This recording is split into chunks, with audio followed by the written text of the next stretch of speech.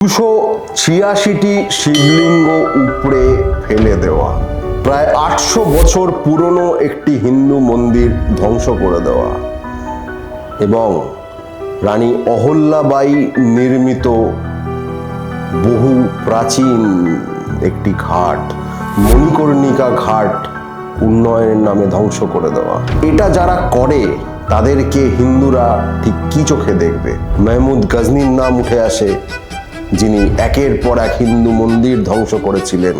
আর আজকের দিনে দাঁড়িয়ে একের পর এক হিন্দু মন্দির ধ্বংস করার কাজ যারা করে চলেছে তাদের নাম ভারতীয় জনতা পার্টি। তাই বলতে ইচ্ছে করে ভারতীয় জনতা পার্টি হলো বর্তমান সময়ের মেহমুদ গজনী। নমস্কার, আমি অনির্বাণ বন্দ্যোপাধ্যায়।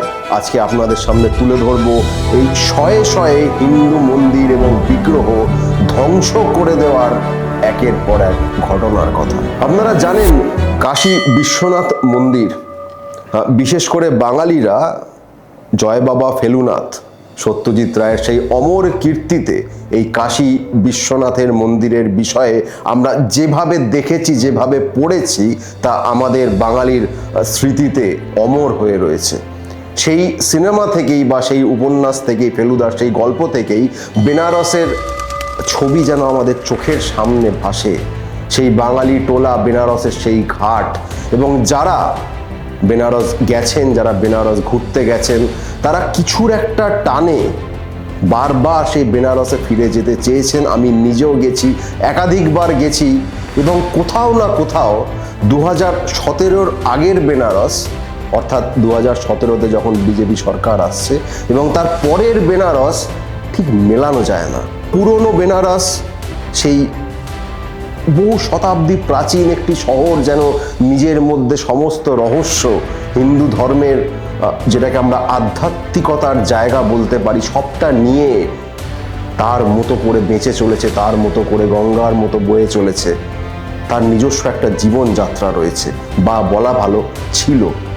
2017-য় বিজেপি সরকার আসার পর উন্নয়নের নামে, বিশ্বনাথ করিডোর তৈরির নামে এই 300-350 বছর প্রাচীন জনপদের যত ঐতিহাসিক স্মৃতিচিহ্নগুলি ছিল, যার অধিকাংশই হিন্দু ধর্মের সাথে অঙ্গাঙ্গিভাবে জড়িত, কার্যত ধ্বংসলীলা চালিয়ে সেই মন্দিরগুলি, সেই বিগ্রহগুলিকে তারা ভেঙে ছত্রাকখান করে ছড়িয়ে দেয়। এই কথা আমি বলছি না, বলেছেন বিশ্বনাথ মন্দির, কাশী বিশ্বনাথ মন্দিরের মহন্ত রাজেন্দ্র প্রসাদ তিওয়ারি। তিনি নিজে একটি সাক্ষাৎকারে 2022 সালে জানান যে এই তথাকথিত উন্নয়নের কাজ করতে গিয়ে 286টা শিবলিঙ্গকে উপড়ে ড্রেনে, রাস্তার ধারে, মাঠে ময়দানে ফেলে দেওয়া হয়, যার মধ্যে 146টি শিবলিঙ্গ তারা নিজেরা, যারা মহন্ত, যারা সেখানকার স্থানীয় মানুষ, তারা উদ্ধার করতে পেরেছিলেন, বাকিগুলি পারেননি। এবং সেই সাক্ষাৎকারে সরাসরি ঔরঙ্গজেব, যিনি কাশী বিশ্বনাথ মন্দির ভেঙে দিয়েছিলেন বলে ইতিহাসে রয়েছে, তার সঙ্গে সরাসরি তুলনা করেছেন নরেন্দ্র মোদীর। এই তুলনা করেছেন যিনি, তিনি নিজে কাশী বিশ্বনাথ মন্দিরের মহন্ত। এবং আজকে বর্তমান সময়ে পুনরায় আমরা দেখতে পাচ্ছি এদের নজর পড়েছে সেই মণিকর্ণিকা ঘাট, যা ইতিহাসে অমর হয়ে রয়েছে। বিশেষ করে হিন্দু ধর্মের যারা পালন করেন, হিন্দু ধর্মের যারা খোঁজ রাখেন, তারা জানেন যে এই ঘাটের গুরুত্ব হিন্দুদের কাছে ঠিক কতখানি। কার্যত একটি তীর্থক্ষেত্র। সেখানে বলা হয়, সেখানে যদি কেউ প্রাণ ত্যাগ করেন, সেখানে যদি কারো অন্ত্যেষ্টি ক্রিয়া হয়ে থাকে, তাহলে তিনি নিশ্চিতভাবে মোক্ষ লাভ করেন। এই মণিকর্ণিকা ঘাটের সঙ্গে জড়িয়ে রয়েছে অসংখ্য ইতিহাস। রানী অহল্যাবাই নির্মাণ করেছিলেন এখানকার বিভিন্ন কাঠামো, এই ঘাটের সংলগ্ন কিছু মন্দির, এবং সেখানকার প্রাচীন যে মূর্তিগুলি আজকে আমরা দেখতে পাচ্ছি সংবাদ মাধ্যমে, তা অতি অনাদরে পড়ে রয়েছে এদিক ওদিক, কারণ বুলডোজার চলেছে। উত্তরপ্রদেশের যে বুলডোজার নিয়ে বিজেপির এত কথা, তারা বুলডোজার চালিয়েছে এই শয়ে শয়ে বছর পুরনো প্রাচীন ঘাট মণিকর্ণিকা ঘাটের বুকের ওপর দিয়ে। আজকে মণিকর্ণিকা ঘাট বিধ্বস্ত, ধ্বংসস্তূপে পরিণত হয়েছে এই বিজেপির বুলডোজারের কারণে। হিন্দু ধর্ম নিয়ে যারা এত কথা বলে, হিন্দু ধর্মের গর্বের জায়গা, হিন্দু ধর্মের যে ইতিহাসের জায়গা, সেই বেনারসের একের পর এক ঘাটকে উন্নয়নের নামে এরা বিক্রি করে দিয়েছে কর্পোরেটদের কাছে। যারা পুরনো বেনারসের ঘাট দেখেছেন তারা জানেন সেই ঘাট দিয়ে হেঁটে যাওয়ার, সেই ঘাটে বসে থাকার যে অনুভূতি, তার সঙ্গে কোনো কর্পোরেট হোটেল, কোনো 5 স্টার হোটেলে বসে থাকার অনুভূতির মিল নেই। কারণ কার্যত ওখানে বসে থাকলে, ওখান দিয়ে হাঁটলে মনে হয় যেন সময় কোথাও একটা থমকে গেছে। আপনি কোথাও হয়তো ইতিহাসের পাতায় টাইম ট্রাভেলের মতো করে হয়তো ঘুরে বেড়াচ্ছেন, হয়তো চোখের সামনে দেখতে পাচ্ছেন কয়েকশো বছর পূর্বের সেই জনজীবন কেমন ছিল। সেই অনুভূতি যাদের হয়েছে তারা জানেন আমি কি বলছি। কিন্তু এই ভারতীয় জনতা পার্টি যারা ভাবেন এরা হিন্দুদের কথা ভাবে, তারা আসলে কত বড় মূর্খের স্বর্গে বাস করছেন। একের পর এক ঘটনায় তাই প্রমাণ হয়ে চলেছে। হিন্দু ধর্ম নিয়ে, হিন্দুদের ইতিহাস নিয়ে, হিন্দু ধর্মের ইতিহাস, তার হেরিটেজ নিয়ে, তার কালচার নিয়ে, তার সংস্কৃতি নিয়ে কোনো মাথা ব্যথা ভারতীয় জনতা পার্টির নেই। তাদের চাই পয়সা, তাদের চাই টাকা, তাদের চাই ক্ষমতা। তার জন্য যদি বেনারসকে বেচে দিতে হয়, হিন্দুদের যদি বেচে দিতে হয়, হিন্দু ধর্মের গরিমাকে যদি বেচে দিতে হয়, এরা দ্বিতীয়বার ভাবে না। আপনি কি ভাবেন যে এরা মন্দির বানানোর জন্য শশব্যস্ত? 100 বার নয়, একদম নয়। কারণ আরএসএস এর যে হেডকোয়ার্টার দিল্লিতে তৈরি হয়েছে, মাত্র কয়েক মাস আগে তার পার্কিং লট বানাবে বলে 800 বছর পুরনো মন্দির তারা ধ্বংস করে দিয়েছে।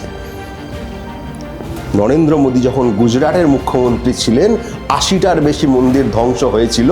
তার সরকার করেছিল এই উন্নয়নের নামে।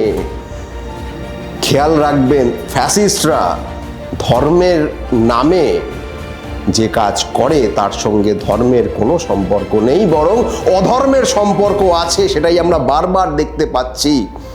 রাম মন্দির বানানোর যে তথাকথিত আন্দোলন, অযোধ্যাতে যখন রাম মন্দির তৈরি হচ্ছে, সেই তৈরি করতে গিয়েও আশপাশে এরকম বহু প্রাচীন, বহু পুরনো মন্দির ছিল যেগুলিকে ভাঙা হয়। একই কাজ কাশী বিশ্বনাথের মন্দিরের আশেপাশে করা হয়, একই কাজ আবার বেনারসের ঘাটে করা হচ্ছে। এবং খেয়াল রাখবেন, এটা নির্দিষ্টভাবে বাঙালিদের জন্য বলছি, ভারতীয় জনতা পার্টির রাম মন্দির নিয়ে যত উৎসাহ, দিকে দিকে রাম মন্দির বানানোর কথা তারা যতটা বলে, কখনো প্রশ্ন করবেন তো কালী মন্দির বানানোর কথা বলেন না কেন? বাংলায় যত রাম মন্দির ছিল বা আছে, সেটা সংখ্যায় যাই হোক, তার চেয়ে কয়েক হাজার গুণ বেশি আছে কালী মন্দির। ভারতীয় জনতা পার্টির যদি মন্দির নিয়ে, হিন্দু দেবদেবী নিয়ে এতই ভালোবাসা থাকে, আমি সরাসরি জিজ্ঞাসা করছি ভারতীয় জনতা পার্টির নেতাদের, আপনারা কালী মন্দির বানান না কেন? কারণ মা কালীর পুজোর উপাচারে এমন কিছু জিনিসপত্রের প্রয়োজন হয় যেটা আপনাদের পশ্চিম থেকে আসা প্রভুরা ঠিক অ্যাপ্রুভ করেন না। সেই জন্য আটকে যান বুঝি। বাঙালির মা কালী আছে, বাঙালি হিন্দুর মা কালী রয়েছেন, ছিলেন, আছেন, থাকবেন।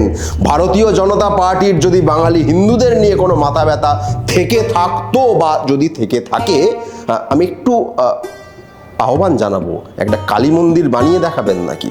সেখানে একদম নিয়ম মেনে ঠিক যেভাবে কালী পুজো হয় একটু করে দেখাবেন নাকি? সেখানে অমিত শাহ, নরেন্দ্র মোদী এসে মা কালীর মহাপ্রসাদ একবার গ্রহণ করবেন নাকি?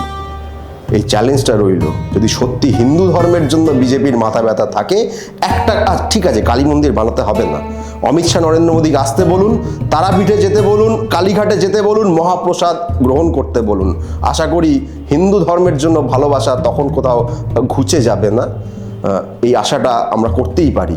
ভোট আসছে, ডেলি প্যাসেঞ্জারি শুরু হবে, নরেন্দ্র মোদী, অমিত শাহ প্রত্যেকে আসবেন, অন্যান্য নেতারাও ভিন রাজ্য থেকে আসবেন। আমরা এই ছবি দেখতে চাই, তারাপীঠে যে ভোগ মা তারাকে দেওয়া হয় এবং কালীঘাটের যে মহাপ্রসাদ মা কালীর জন্য তৈরি করা হয়, সেই প্রসাদ এবং মা তারার ভোগ দুটোই একবারের জন্য অন্তত অমিত শাহ বা নরেন্দ্র মোদী গ্রহণ করে দেখাচ্ছেন। নমস্কার।